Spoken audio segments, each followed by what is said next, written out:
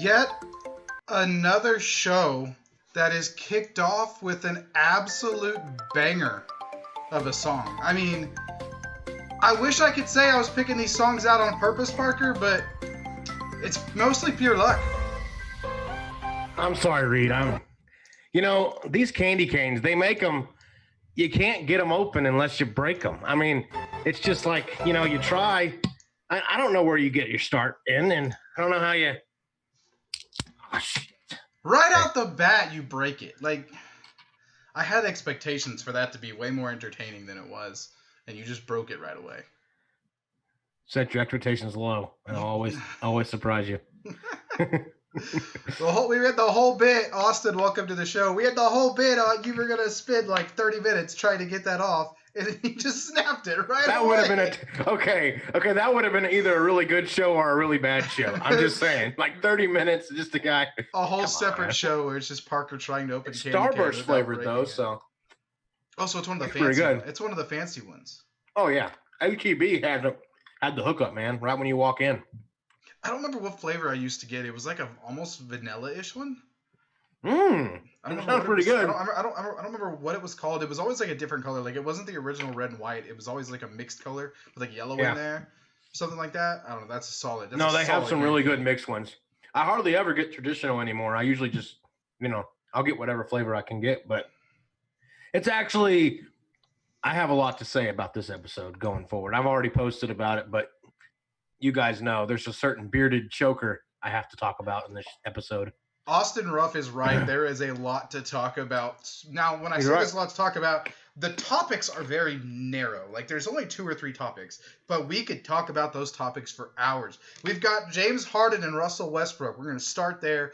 Actually, Parker, why don't we hold on that a little bit? Let's just make you sit in rage for a little bit. So, we're gonna talk about the picture behind your head here. We're gonna start off with that. Well, of course, we've got that's still upsetting for me. Either way, either one. We're gonna rant about that too. Yeah. But I think you're really gonna explode on James Harden, and I think we need to build up to it. We got to let it stew a little bit. You know what I'm saying? Yeah, the things I've done can get you fired up and angry. Well, yeah. Well, I won't go into it anymore. But there's a lot of things I've said about James Harden that now I have to reconsider a lot of things, man. It's when you go to bat for somebody and then he wants to leave, it's a heartbreaking thing. It's a frustrating thing. I can't wait for that conversation. That'll be coming up in a little bit. We're going to talk a little bit of MLB free agency. Tonight is also the NBA draft. Oh, wow. Yeah. I could care less, but but whatever. But I think it's still an interesting topic. And I mean, the San Antonio Spurs are one of the highest draft picks they've had in years. Because they suck now. So we will find out. Hopkins is a beast. Texans are dumb.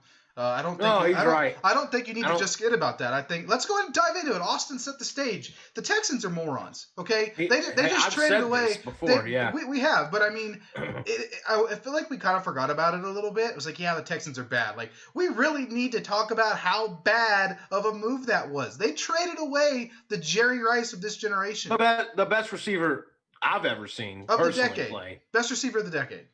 Name one better. Because I've started watching. Well, listen, this is what I was saying when he was in Houston, and it felt weird to say because I really liked Andre Johnson, but I knew he wasn't the best receiver. But I was like, this guy's pretty good, probably top 5, top 10 at least.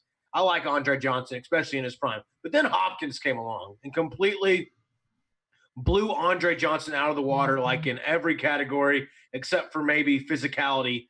But still, I think even he has an argument there. He's getting more physical. But every category, he was just blowing him out. So my whole thing was like, dude, like what? Like, come on. Like, we have this guy in Houston, and then he's one of the guys we couldn't get rid of. He was one of the guys that you just could not get rid of. If you have him on a team, I mean, he's a playmaker. He's a guy you throw it up to no matter what, and he makes things happen. And we finally see how much the Texans were relying on a guy like that because they don't have a guy like that anymore now, a guy who can go up and get it. So, and he's one of the best. If you're talking about going up and getting the football, there is nobody else I'd rather have right now in the NFL than DeAndre Hopkins. And that Hail Mary pass just proved it. That was a crazy play. So I think the biggest difference between DeAndre Hopkins and a lot of other wide receivers, like if you think of an Amari Cooper, right? I think Amari Cooper's a top 10 wide receiver. I think he's a true wide receiver number one, especially when he's at his best. He's best route runner in the league. I mean, he's just Keenan Allen is kind of in that same category, right? Des Bryant was kind of in that. He was a little bit more explosive. But when you think of DeAndre Hopkins, and he's done this year after year after year, he's a type of kid. He's like a grown man. He's a type of player that can literally change the game on one play by himself. Yeah. I mean, Kyler Murray was literally like, in a quote, he said, "Hop's over there somewhere. I'm just gonna throw it," and he's that type of player. He did it to the Cowboys a few years ago, where he caught like a little like curl route, spun off like three dudes, and took it to the house. And it wasn't just a catch. Yeah, he ran. He broke tackles. He ran. He makes plays, man. He's the best playmaker in the league at this, other than maybe Christian McCaffrey. McCaffrey is a monster when he's healthy. But at the wide receiver position, I don't think we've seen anybody better. And the fact that the Houston Texans didn't even get a first-round pick off this guy, he's the type of player that you go to lengths to keep in Houston. Like, you didn't have the luxury of having a J.J. Watt where J.J. was going to keep himself in Houston. Like, he loved to be in Houston. Like, he was the type of player, he's a wide receiver. Every wide receiver is this way. You've got to convince them to stay. You can look at in New York, obviously they lost OBJ. Dallas ended up losing Dez. Like, it just happens in this league. But when you, at that position, but when you have a player that explosive that can make plays like the one behind your ears right now, you got to do what you can to keep him there. I don't care what he said. I don't care what the beef is. I don't care if your owner's racist and hates black people. Like, whatever it is, you've got to keep him there. I don't know what it was. He's the type of player you've got to go to lengths to keep instead of trading him away for a broken running back and David Johnson and like a 4th round pick. Come on. Yeah, no, it was garbage, man, and it's been said. It was said when it happened, and people were like, "Okay, we know Nuke's good." But the Texans, like we know he's good. We know it was a bad trade, but let's wait and see what really is, or how good this guy really is. And then all of a sudden, it was like, oh shit! Every single game, dude was hauling in like 100 yards. I mean, and this game in itself was just like, I mean, the play was, I mean, it was a Hail Mary. It was one you're not supposed to connect on. 3 guys on him, Hail Mary. It's like, okay. I mean, I'm just going to take my chance, Kyler Murray said. Hopkins is over there somewhere. And for him to come down with that, and he made these guys look like preschoolers, man. He was just mossing these guys. It was a Randy Moss type play. But the difference is Hopkins can make the short catches too. He can do the short passes, the medium catch. I mean, he can do it all, and he can get yards after the catch. So there really is nothing. And I would say he's a great route runner too. I mean, I've seen him break ankles numerous times. So I don't think there is a weakness in Hopkins' game as far as receiving goes. The dude's the full package and then some. So how do you get rid of a guy who's the best, or at least top 3 at the time? I was arguing best, but everyone was saying at least top 3. How do you get rid of a guy who's that high up at a position in any sport? I just don't know what you do. I mean, that's just you keep the best at your position. You're not going to get better than Hopkins. I used to think that the Texans could surround themselves with pretty good receivers and still be okay and spread it out. But now I'm thinking no. I'm thinking I'd rather have Hopkins and nobody else and just throw it at him all day because he can catch it in triple coverage. You don't need anybody else when you have a guy it's like Shaquille O'Neal in the post. You just throw it to him, and he's going to score. Basically is what Hopkins is. He's a cheat code, and that's a guy you have to keep. So it doesn't matter about spreading the football around. I don't care if they have 3 or 4 guys on Hopkins. I'm getting the ball to Hopkins. I mean, and the Cardinals have other people too. I mean, they're good. Like, I've got the clip playing right now. I mean, the dude's got 3 dudes draped all. Look, Kyler Murray's running for his life, right? He just chunks it. He's like, yo, Hop's there somewhere. There are 3 dudes here, and some of those guys. Some of those guys are pretty good pretty good safeties. You got Keanu Neal over there. You got Jordan Power. I mean, like, he must some really. That's one of the best defenses in the league. The Buffalo Bills are good. Yeah. I mean, it's just it was an absolutely nuts play. All it did was kind of bring back those terrible feelings for Texans fans about that god awful trade, and it just makes it even worse because like. Now you have to reflect on that. You're also still dealing with, the Houston Rockets are about to lose two of their best players, which we're going to get to that. And JJ Watt's out of town. Yeah, keep going. Like, does it get any worse? Yeah, let's answer Austin's question real quick. I want to answer my buddy Christian's real quick. He was talking about the NBA draft. I do want to talk about the NBA draft. Yeah, so he was saying LaMelo going first, at least top 5. LaMelo Ball, by the way, one of the Ball twins. It doesn't sound like he's going first. I don't think he's going first. And I'm looking at I was looking at a mock draft, I think, but then it kind of got a little lopsided here. Let me see if I can get back to it. Okay, so they have this guy named Denny Vadia, Oniko Okanagwu, all these weird names. Obi Toppin, Isaac Okara, Tyrese Halliburton, Patrick Williams. All these guys are featured on ESPN, and they don't even mention LaMelo Ball. Now, I will say this: LaMelo Ball will be the story of the night because it's LaVar Ball. It's a ball. Yeah, it's a ball. The Triple B brand. He'll be featured, and I think he is the best ball. He's the best ball sibling. I think he's better than Lonzo, and LiAngelo isn't even. He's not even in the conversation. Yeah. He is the best ball, and I do love LaVar Ball. I love that he goes to bat for his kids, but I'm just going off of what I'm reading right now. This article has like 5 or 6 guys that are top picks ahead of LaMelo. Now, LaMelo's pick is on the article. But it doesn't mention his name at all once you open it. So he's a ball. He brings in the clicks. I mean, he brings the clicks. From what I've read, because I was reading a little bit before the show because I knew I wanted to discuss it a little bit. It doesn't seem like – it seems like for a long time LaMelo was the top guy. But then a couple other guys have emerged. It sounds like Anthony Edwards, a guard from Georgia, is really kind of taking the lead. James Wiseman's a center that I've actually known of, and you know that if I know him, because I don't know much basketball. James Wiseman, he says they compared to DeAndre James Wiseman. Jordan. There's this Obi Toppin kid from Dayton that's getting some first round. It doesn't seem like this. There's no clear number 1 this year. I guess LaMelo could go first overall, but from everything I'm seeing, it seems he's probably still going to go top 5, at least top 10. But it doesn't sound like he is going to go number 1. Let's get to I said, they have like about 6 guys featured ahead of him in this article before. Yeah. Now that doesn't have the draft order. It doesn't have the draft order. It's just these guys are talked about way more than he is. But that doesn't mean he won't. He'll be a top pick, and I think he will help a team tremendously. I think he's going to be a solid point guard. Yeah. I mean, very tall point guard. Kind of reminds me. Thank you for that question, Christian. What was the other guy's name? He used to play for 76ers. He was a real big point guard. I think he had like a hyphenated name, so it was something. Like, was it Michael Caldwell Pope? Was that his name? Michael Caldwell Pope was. He was supposed to be like a really special player. Yeah. I think LaMelo could maybe be what he was supposed to be. But yeah, if you're like MCP, I mean, he hasn't done much now, but at the time he was looked at as like, oh, this guy's gonna be.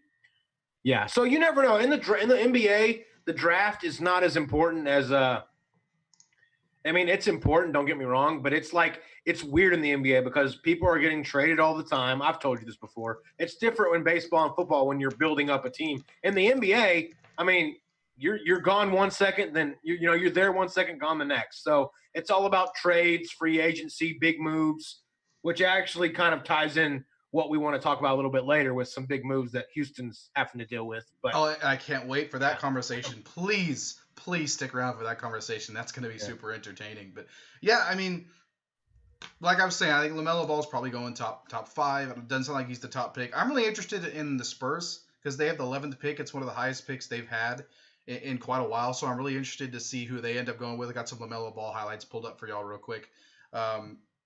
So that's going to be something interesting to follow up on. But let's go ahead and answer Austin's question real quick. Can you put DK Metcalf in the top 5? Question had a guy ask me that the other day. I think you have an argument. I mean, if he isn't there yet, he's going to be. Because, I mean, you hear people compare him. He's like the Megatron of today's game. He's like 6'4", probably taller. That rundown of was it Buda Baker? Of the interception was absolutely that was insane. That was not giving up on the play. I think you saw a dude who's like 6'5", 240 pounds run like a 4.2 on that play. He's got all the talent, and he's working with Russell Wilson, and they're going to teach him how to play really good football. So I would be really surprised if in the next 2 or 3 years Metcalf wasn't like a shoe-in for top 5 wide receivers. You could probably argue. I bet he's up there statistically. Of course, he can really it's kind of like a split running back situation. He kind of splits catches with Tyler Lockett, who I think is solidly in the top 5. But I don't know. That's up for discussion. But let's talk. Yeah, I don't really have an opinion on that one either. Like, I feel like you could go either way. I was gonna pull up some numbers real quick if I could, but it wasn't loading too fast. But here we go. Here are some receiver numbers. I don't know if you could put him. I mean, he is top 4. He is top 4 in receptions per That's game. That's what I'm saying. So, like he's definitely got the stats. But isn't Tyler Lockett up there? I know Tyler Lockett's the leader in touchdowns. Lockett, yeah. So this just has the. Let's see. Yeah, this just has the yards right now. So it didn't have the touchdowns. But yeah, as far as like yards per game, he's at 90.6 yards per game. And that was just what I was looking at, the yards. But then you have Devontae Adams and Hopkins, Julio Jones, and then Metcalf's right there. And then followed by him is Stephon Diggs. So pretty good company. I'd say top 5. I guess you have to put him in top 5. But if he's not overall top 5, then he will be soon for sure. Speaking of Stephon Diggs. We have given y'all updates on the Graph Fantasy Football League before. It's the most popular happening fantasy football league out there. Ryan Graff and I, my brother, struck a trade. We struck a trade. I sent him Chris Carson and Brandon Ayuk, a wide receiver for the 49ers, for Stephon Diggs. He needed a running back, so I gave him Chris Carson. I am rich at running back. I've got Gurley. I've got James Robinson.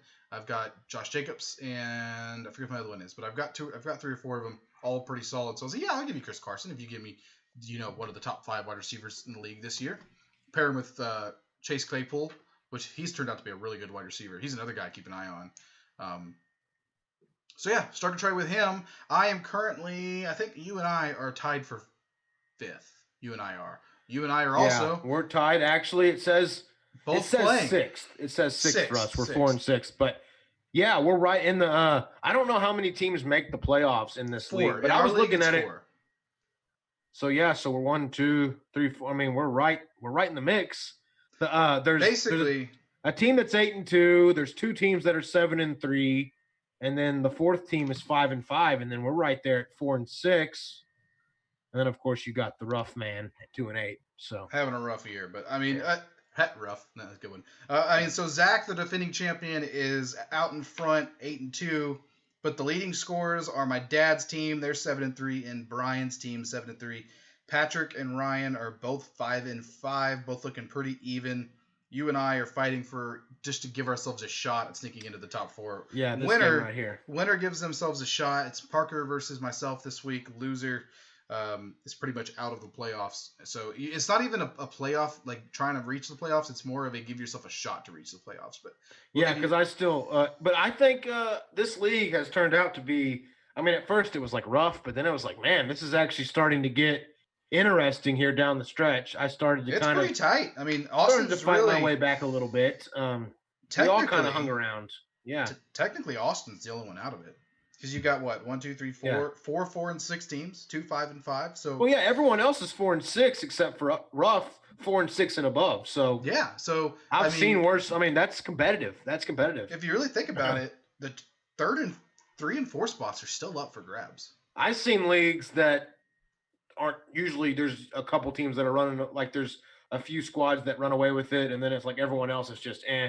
But in this league, I mean, you've got a top guy, I guess, 8 and 2, but then you got 2 guys right on his heel at 7 and 3. And then so I don't know. I really feel like anybody could win. Yeah, you got 4 teams behind them that are all over 1,000 points scored. Like it is a really, really tight year. It'll be interesting to see what happens. We will keep y'all updated on the Graph Fantasy Football League. Don't you worry. I know that's what y'all care about. I know that's what y'all come to our podcast for, is to hear about the Graph. Because I mean, why wouldn't you? It's the biggest show in the world, right? Like, who cares about the NFL? Graph Fantasy Football League. That's where it's at, right? Am I wrong? Yeah, I agree. I'm trying to figure out what Ruff is saying about your dad. I guess he's talking about your dad getting mad at him or something.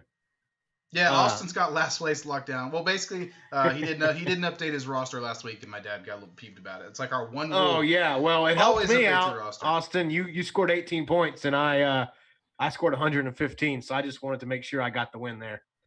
Houston Astros. It is officially free agency period, and the Astros have been making some rumors, some floaters. Charlie Morton's name has been floated around. I know that they're going after Jackie Bradley Jr., which means they're probably not going after George Springer. George Springer officially turned down the qualifying offer, so he's officially a free agent. I know what I want to talk about when it comes to Astros. But yeah, you go keep talking about free agency. Well, we're going to get to what you've been talking about. I just think it's really interesting. I think bringing Jackie Bradley Jr. in makes a lot of sense. It's something you and I talked about even before the season ended. I think he could fit into this outfield very, very well. I'm really interested to see if that happens or not. It's just a time, I'd love a Chuck reunion. Charlie freaking Morton, bring him back to Houston. I would love that. I'm sure he would love that. Wouldn't that be fun, man? That'd be a blast. And he wins us another one. And he wins us another one. He got so close last year. I can't believe the Rays let him walk. I can't believe they let him walk. Why would you let him walk? What is going on with the Rays and Kevin Cash? And I feel like they were so close. I mean, I guess the Dodgers, whatever, they had their year, but think there was some money under the table. Hey, I don't know, man. It seemed a little fishy. Dodgers need to get one here. Hey, Kevin Cash, we'll throw $20 million your way if you just let this one slide. Wink, wink. You're the Tampa Bay Rays. You always lose to the big market teams.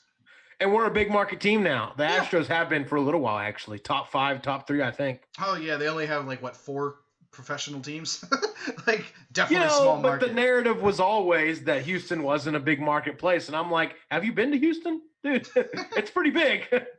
Yeah. Didn't the Houston Dynamo win a championship last year or something? MLS. I think it was Houston Dynamo, or I think it was the Houston Dynamos won several, but the Houston Dash, our women's soccer team, won recently too. But I mean, we have professional teams out our butthole. We have a rugby team too that no one cares about, but we do have one. You know, I just realized. I think I know why J.J. Watt wants out of Houston. First, the Houston Dash trade away his wife, and then that would mean he'd want to go to the Midwest. His wife's in Chicago. She's in Chicago, yeah. Do the Chicago Bears need a pass rusher? I think anybody could use J.J. Watt. Well, first I want them to. The Bears are. Where are the Bears in the rankings? I got to look that up. Are they even in contention? I think they've had a decent year. Because I would definitely want him, but if he goes to the Midwest at all, then he can definitely still visit his wife a lot, which I know is what he ultimately wants to do. But okay, so the Bears are second in the NFC North. I didn't know how good or bad they were. Okay, they're 5-5.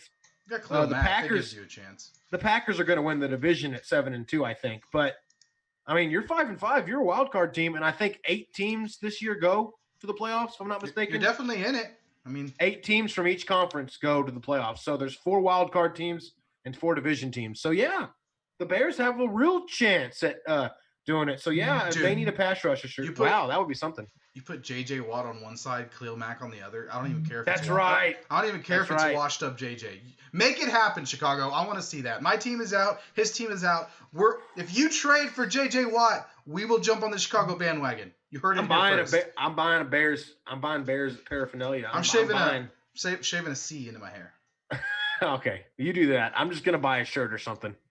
But I'm way more committed. I am so committed. Reed, give me your thoughts on Hondo playoff run. I would love to. It is talked about it last week. Is a big matchup. Maybe we'll have to bring if they win this week, we'll have to bring Mr. Tom Graff on to talk some Hondo Wild football. I think. Hell yeah. No, we really do. I think that would be a really good conversation. They got a tough one. They got the Wimberley Texans, so it is probably the biggest for a Wimberley's matchup. Always good, from what I hear. Wimberley's always pretty good. They are usually a pretty solid football team. They have a history of knocking the the Owls out in the playoffs. Yeah. But I think the Owls are a pretty good team. They had a big lead on Ingleside. They were up by 20 points, and then they kind of let them sneak their way back in the fourth quarter. My dad and I were chatting about it. So they won that game. I believe it was 38-28. It was 38-8 going into the fourth quarter, and they let them kind of get a couple onsides and get back in. But Wimberley took down Smithville 27-6. Did not score as many points as I thought they would. If you look at their year, they've had some pretty good wins. They beat Cuero, got their asses kicked by Lampasas, but who hasn't got their asses kicked by Lampasas? They're really good right now. Beat Fredericksburg barely. Took it to Somerset. Good riddance. I'll even get on board of anybody kicking Somerset's butt. Beating Manor, New Tech. I don't know who that is. 88-0. Yeah. Then they beat heard about that. This is just 6-man teams. What? 84-0. Come on. Let's just putting up. Lost to Navarro. Lost to Kennedale. I think it's winnable. I mean, I think it'll be a real test for the Honda Wilds. We'll figure out if the Honda Wilds are a contender or not. I think is what it's going to be, because Wimberley's always a contender, and they're notorious for knocking the Owls out. So I don't know if they can get the pass game going. It'll be really interesting. And if they do win, maybe we'll try and get Mr. Tom Graff on the podcast next week to talk some Honda Wild football, because he would know more than I would, because he's calling every single game. I'm just watching from a distance. But quick update on my job.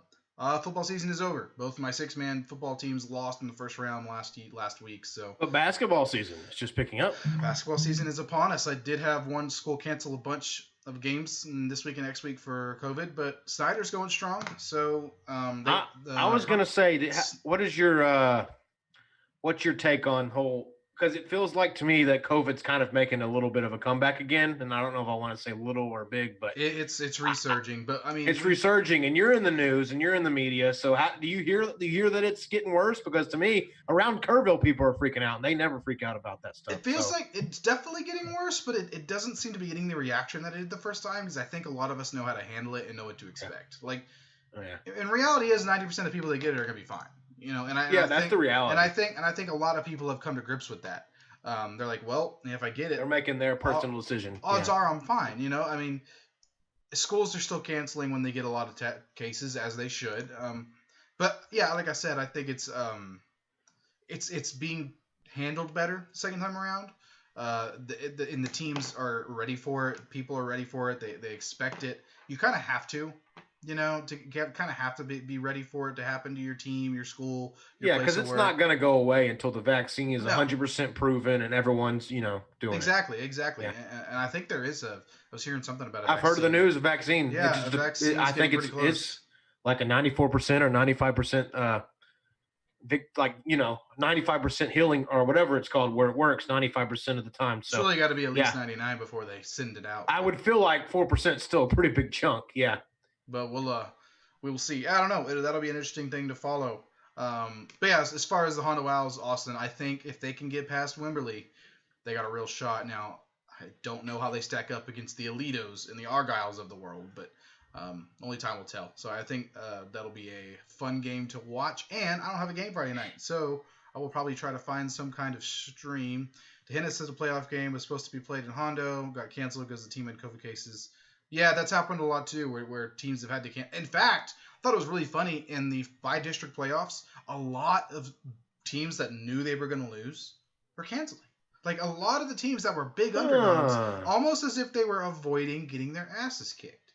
Almost like they just said, we'll just take it in and we'll just go to next year. We don't care. Like, maybe they get one case and they're like, well, we are playing, We'll just tell them it's 5 cases. You really don't know. Allen, we're playing Allen this week. Yeah, we're 4-6. Yeah. We were like the 3rd seed in our playoffs. You're one of those teams that barely squeak in, which gets me to my Kerrville Tivy Antlers this year. I think if they get in, it's going to be a barely squeaking in type of thing, and they play Medina Valley, which is a must-win against Medina Valley this Friday. Hey, that's Panthers. They're our neck of the woods. Yeah, you got to beat them, though, if you're Tivy. If you're Tivy, you got to beat them because they're right behind Tivy in the standings. Tivy is 2-1 in district, and Medina Valley is 1-2. So they're right there at the 4th seed. Tivy's the 3rd seed right now. Tivy barely beat the 5th seed, Floresville. So Tivy's, they're hanging around. They're not great. They got stomped by Champion. They play Alamo Heights, the number 1 seed. The very last game of the season, they play Alamo Heights. That's going to be a bloodbath. I don't expect Tivy to win that game. So they really do have to beat Medina Valley this week if they want to secure a playoff spot. This is a must-win for Tivy this week. So hopefully they can get it done. I think it'll be interesting. Did they play Dripping Springs by any chance? I'm just curious. They did, and they lost. It was a good game though. It was 14-0. It was the very first game of the season. There's a team that I covered when I was back in the Kyle area. So yeah, me too, man. We both did. Remember, I called for him a little. Well, I didn't call. I produced, but I was there. We ended up hanging out with Clint Shields before a game. All right, I'm getting the hype music playing. You can't hear it, but it is time for the part of the show you all came for. Oh dear Lord! It just kind of came out of nowhere, huh? For Parker to shit on the Rockets. Yeah, get excited. We got "Are You Ready for This" by the Jock Jams playing right now. Because we are about to pop off. Oh my. all my Spurs friends that have seen me talk so much shit about the Spurs and have seen me defend James Harden are creaming their pants right now, I think. Because they all know I went to bat for this guy. And against Spurs fans, too, I was like, well, you don't have James Harden, so suck it. And that was true for a long time. But now it's like, what are we going to do now? We don't have James Harden anymore. Or at least it's looking like that. I will say there is some details that Rockets aren't going they aren't going to trade James. They're not like 100% going to trade James Harden unless they get a really good player in return for James Harden. So I don't know how they manufacture that. I think, maybe get Kyrie Irving. I don't know how you would do it. I've seen rumors they want to trade Westbrook for John Wall, but both those guys' contracts are terrible. So really what's happening is the Rockets are cleaning shop. I have a few rumors, I guess, of why they're doing that. Let's hear it. But the Rockets are cleaning shop right now. And the fact that James Harden says he wants out. Russell Westbrook says he wants out. Now, whether you believe the sources or not, I tend to believe the sources because 9 times out of 10, the sources are right and the players are wrong when they say, oh, we didn't say that. The players always do this. Oh, we didn't really say that. Well, shut up. You said it to somebody or else it wouldn't have gotten leaked. So that's my thought on that. There's another rumor I saw that because Tillman Fertitta was a Trump supporter, that's why Russell Westbrook and James Harden won out. Let's roll with it. I'm on board. I like that. You know what? That to me has got to be the stupidest thing I've ever heard. Because if that was it, why would it just now be a problem? Yeah, why would it just now be a problem? The guy's on the way out, and it's a problem now? Dude, Tillman has been a Trump supporter since anybody in Galveston, Houston area has known Tillman Fertitta. He owns all the Landry's restaurant. He's a very wealthy white business owner who voted for Trump. Big surprise there, right? That's like his demographic. I'm shocked. This is my shocked face. Yeah.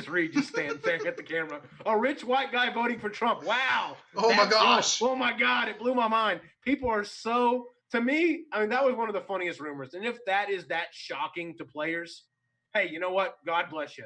If that was the reason you did it, James and Russell, God be with you. But the world's going to be a really scary place for you guys if you don't know how the world works and how people think. Billionaires don't like paying a lot of money in taxes. Whoa, wow, that's a crazy thought. So it's like, yeah, you should know this by now. But if that's not the reason, then my other reason is the Rockets got rid of D'Antoni. They got rid of Daryl Morey. They completely have missed their opportunity to strike when the iron is hot as far as James Harden winning them a title. And you can argue James Harden was never going to win the Rockets a title. And now, as much as I want to defend James Harden, you got to agree that he was never going to do it. And if he goes somewhere and wants to be the number one guy, he cannot be a number one guy and win you a title. He is not that mentally tough. He's a guy who folds time and time again. And the style of play with D'Antoni actually benefited him more and actually made him better. So he was kind of an enhanced version of himself because of all the three-pointers and the ISO ball, which is what he likes to do. But you can't win with three-point ISO ball in the playoffs. It's been proven. D'Antoni's never won a championship with really good teams. The Rockets were a first-place team in 2017, 2018. They were better than the Warriors. They were up 3-2 against the Warriors. Chris Paul gets hurt. James Harden only has to win one game, and he can't do it. And I'm sitting here saying, well, maybe it's just because Chris Paul was hurt. No, you can't do it. He couldn't do it. He's not tough enough. And that's the problem is things get tough for James Harden, and he wants to go play with his buddies. And that's exactly what we're seeing again in the NBA. And as much as I hate to say it, I mean, LeBron James has been able to win wherever he's gone. And I hate to say that because he's I don't a winner. like LeBron. I don't like LeBron James, but he's won. Who's another guy that's won? Oh, yeah. This guy named Kawhi Leonard who went to Toronto, literally carried the team and won in one year. Not much more you can say about that guy. Tim Duncan, he won. Tim Duncan stayed with his team. Won. Said, I don't care. I don't care who you put by me. I'm going to win. Kobe Bryant, R.I.P. Black Mamba. We don't even have to say he's a winner. We know he's a winner. Michael Jordan, list goes on and on. Harden's not that type of guy. He's an MVP. He's flashy. But no matter where he goes, I just don't think he's going to win. He can go with Brooklyn Nets, and he can go with – listen, this is actually the softest team, the softest super team. I'm labeling it. If he goes to the Brooklyn Nets and they keep Kyrie Irving and they keep Kevin Durant and James Harden, and that's their big three they're rolling with, right? That's their big three. That's going to be the softest big three of all time. The most mentally soft. Kevin Durant is a guy who has burner accounts on Twitter and fights with people who have like 5 followers. Kevin Durant's soft. He's the guy who quit his team in OKC to go join the Warriors. He's about as soft as it gets. Kyrie Irving is the guy who cried because LeBron James was the man. He took over my team, and he won with me, and he's the reason we're good now, and I hate that he's the leader. He cried about LeBron James being the guy. He said it stunted his growth. Well, that's false. That's what quitters say. That's what losers say. And then he went to Boston to try to do it in Boston, and he had the whole team built around him. There was a system built for Kyrie Irving. You're the guy. You're the number one guy. You want to be the number one guy. Well, in Boston, and a great Boston team, I'd say, with a great coach in Bradley Stevens, still couldn't get it done. So you put – and then James Harden, we know his history of not getting it done. So you're going to put all 3 of those guys on the same team, and you've got a bunch of quitters and losers on the same team who are flashy. They put up big numbers, but that's really about it. And yeah, that's probably like the highlight you're showing. You just showed about him blocking that guy. That's probably like the best highlight that James Harden has had on defense ever. Okay? I think personally, that's like his one defensive play. Way to go, Reed. You found it. Personally, my favorite highlight is when he got stuffed by Ginobili. By Ginobili. Yeah, I already knew where you were going because it's been ingrained in Rockets fans' memories. Okay, so he gets stuffed by Ginobili, right? Yeah. Game 5. It was actually a great series for 5 games. But what happened in Game 6?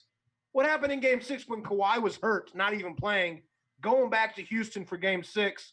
I mean, I could look up the score, but it's actually just brings me back nightmares because it was the reason my dad stopped watching the Rockets and just said, screw this team, I'm done.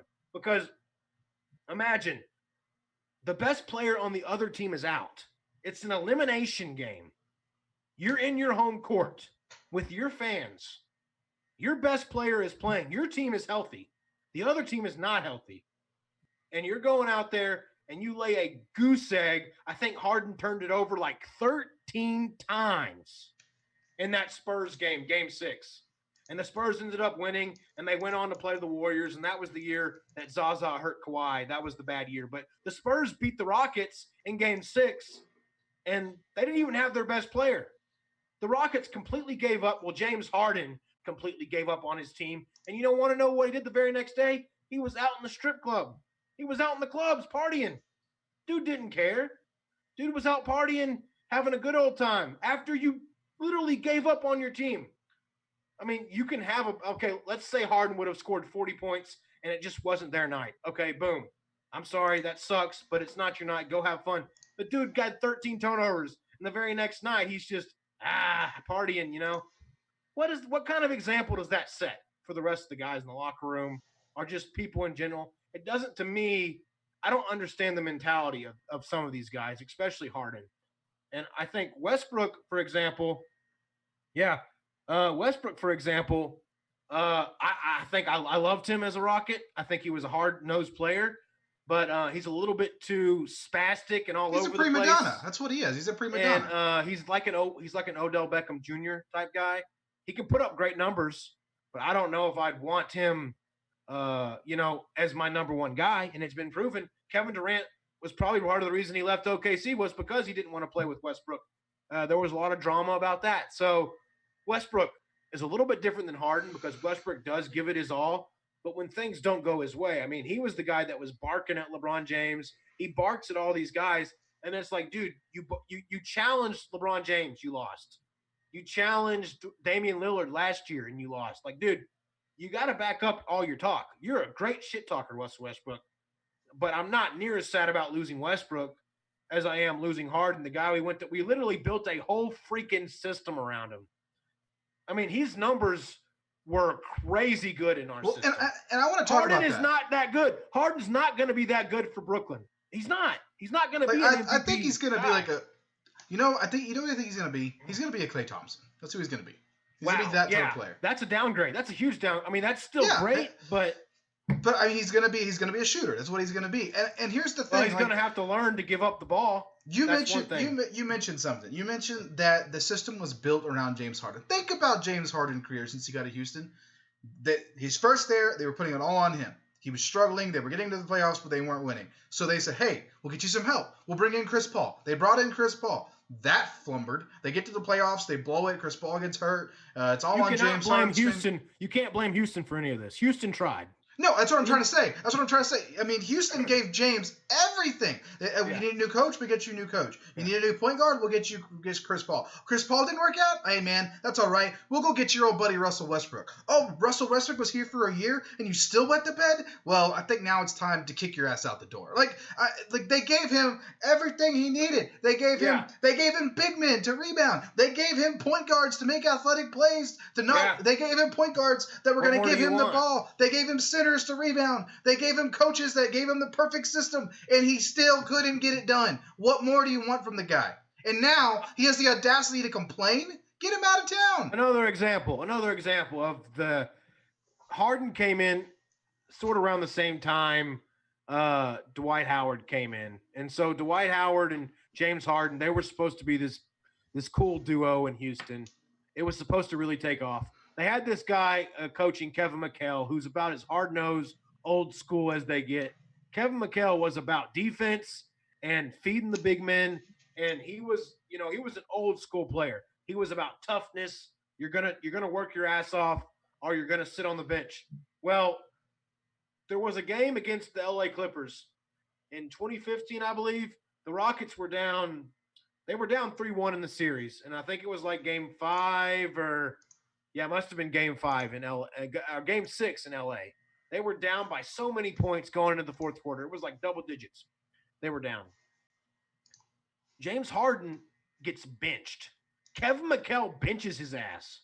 Okay?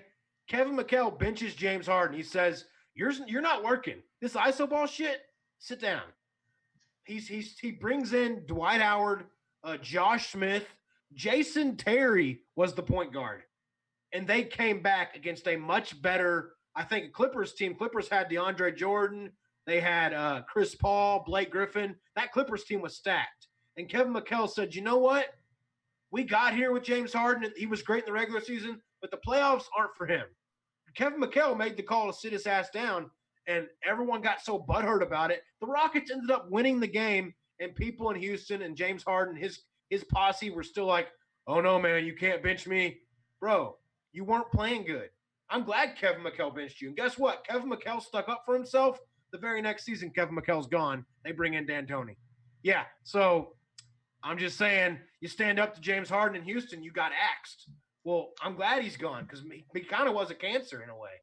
He kind of was a cancer, and he was ruining the team. I'd rather win. I'm a Houston guy. I don't care who we win with. We can win with whoever, man. I don't care.